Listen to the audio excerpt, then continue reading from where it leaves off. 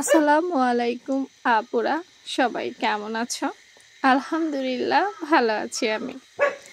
আজকে তোমাদেরকে দেখাবো গলায় কিভাবে কাপড় দিয়ে পট্টি দিবে। পট্টি না, এটা পাইপেন ব্যবহার করবে, সেটাই দেখাবো।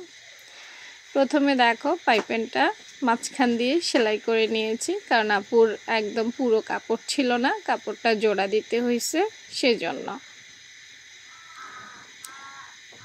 পট্টিটা খুব সুন্দরভাবে ভালোভাবে বসতে হবে, এই জন্য কিন্তু আপু এখন পিন ব্যবহার করব, যাতে আমার যে কর্নারগুলো আছে, হ্যাঁ, চৌকাঠ গলার তো কর্নার আছে না, এই কর্নারগুলো যেন ঠিকঠাক বসে, সেজন্য কর্নারটা সুন্দর করে বসিয়ে এরপর আপু সুন্দর করে ঘুরিয়ে নেব।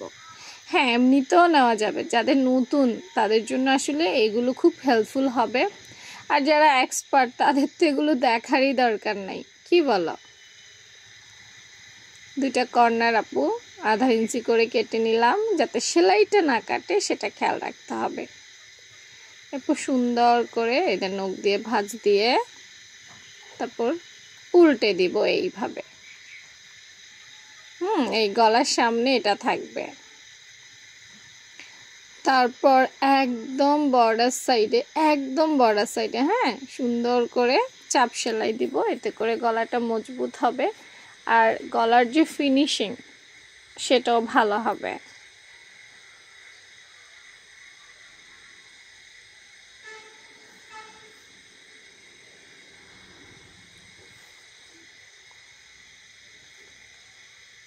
তো দেখো আপু, সুন্দর করে গলার ফিনিশিংটা করলাম।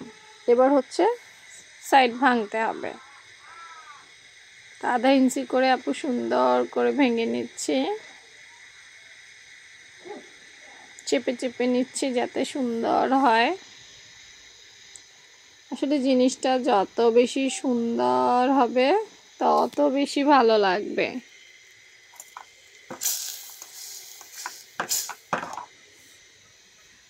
অনেকেই দেখবা পাইপেন বসাইলে ভাল লাগে না, পাইপেন, হ্যাঁ, ওটা করা যাবে না।